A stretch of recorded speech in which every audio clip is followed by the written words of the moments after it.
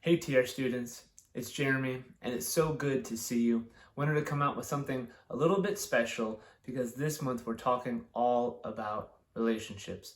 We just began a brand new series yesterday called #Goals because the reality is you and I were made for relationships. From the very beginning, when God made the first man, he said, all of this out here is good, but it is not good for man to be alone. So you and I were made for life-giving relationships. So we started a brand new series, and we hated that so many of you didn't get to be a part of that yesterday. And we are unrolling some brand new things like dividing up our middle school and high school groups. And so we're going to continue forward with that, and we can't wait for you to join us next Sunday. Fatima is actually going to be giving a brand new message as she talks about family and having difficult relationships. We think it's going to be life-changing. And what we started yesterday was talking all about our inner circle of friends. And so I want to just give you a brief recap for those who missed it, or maybe for some of you who are there as a reminder, or parents, you can refer back to this, but we wanted to give you a short recap of that message because it was so powerful and this could change your life.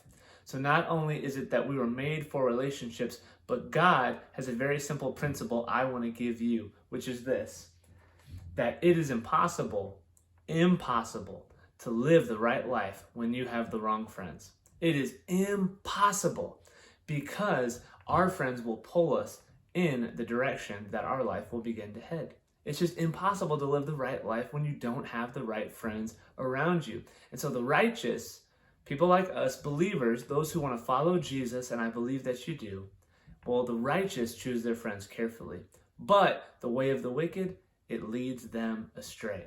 So what do? We choose our friends carefully. We try to hit the center of the target. That means that with all the people and all the options in the world, we want to aim for the very middle, the center of the target. The righteous choose their friends carefully. These inner circle people, these are our ride or die people. The people that will look weird with us. The people that will stand up with us through tough times, laugh with us, cry with us, be there in the good times and in the bad times. These people don't get to our inner circle by accident. No, we choose each person that gets to be a part of our inner circle. Jesus modeled this. He had millions of people in the world, but how many disciples did he choose? 12. He had 12 disciples, and of those 12, he had 3 guys in particular that he spent most of his time with: Peter, James, and John. And there were even times when they would try to pull Jesus off track, which can happen in our inner circle. And when that happens, it's important for us to recognize and reevaluate those relationships and say, hey, I can't go with you in that direction. Remember, this is what I stand for, because I need to have the right inner circle of friends. Now, that doesn't mean Jesus just turned them away, and neither do we. But we need to understand that God has called us to have the right friends in our life. We love everybody. We love everybody in the world, and we try to be an influence, but we have to protect and guard our hearts and make sure that our inner circle friends are the right friends. Because remember, it is impossible to live the right life when you have the wrong friends. And so I think about it this way. There was a time in my life where I was not living for God. I had always grown up in church and had a foundation of God, but I wasn't following God. And so without a strong inner circle, I began to get pulled away. I actually had a girlfriend at the time who was leading me astray, and I started living a double life. Started lying to my parents about what we were doing. I was sleeping around. I was not living the life that God had for me. And I did not have an inner circle to help pull me in the right direction. So my best friend at the time, my girlfriend, was helping me to live a sinful life. But when I turned away and got to break from that relationship, well then, not only did I get out of sin, but I had to get an inner circle of friends that was going to help me move in the right direction. It was not possible for me to live the life God had for me if I just got out of a bad relationship. I needed inner circle friends as well. So what did I do? Well, the only thing I knew how to do, I just prayed about it and said, Lord, Help me to find some inner circle friends. I need some people who will help me to live the right kind of life because I can't do this on my own, and I certainly don't want to live on my own. So it wasn't shortly thereafter. I met a guy who was filming a video at our church, and some of you may know him, but it's my friend Marcello. And since that day, we have begun to build a lifelong relationship. We've been best friends for several years now. He knows my inner secrets, the things I wrestle with. He knows the times that I'm struggling, the times that I'm hurting. He celebrates good times with me. He asks me tough questions. He challenges me, prays with me. He's a part of my inner circle, and I'm so thankful for him.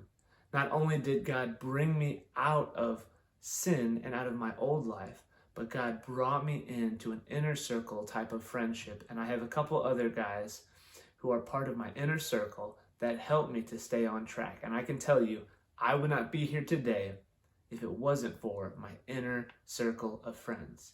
Because the point is that it is impossible for us to live the right kind of life, the very best life, the one that God has for you. You cannot achieve that life on your own, and you cannot do it with the wrong friends. It is impossible for you to do it that way, because the righteous choose their friends carefully, but the way of the wicked leads them astray. And so we're setting our sight on the goals that God has for us. That's what hashtag goals is all about. And so I hope you'll be thinking about this, praying about it, evaluating who's in your inner circle. Maybe it's time to journal about that, or to ask yourself that tough question. Are my inner circle friends taking me the place that I want to go? Are they leading me down the path that God has for me? Or am I okay with settling for second best? That's a question that we want to ask ourselves constantly and evaluate. Where am I at? And do I have the inner circle that is going to take me to where God wants me to be? I hope this encourages you. I hope that you'll join us this coming Sunday at 6 o'clock as we go into week 2. Remember, Fatima is coming to bring an amazing word. We're going to have fun. We're going to have food.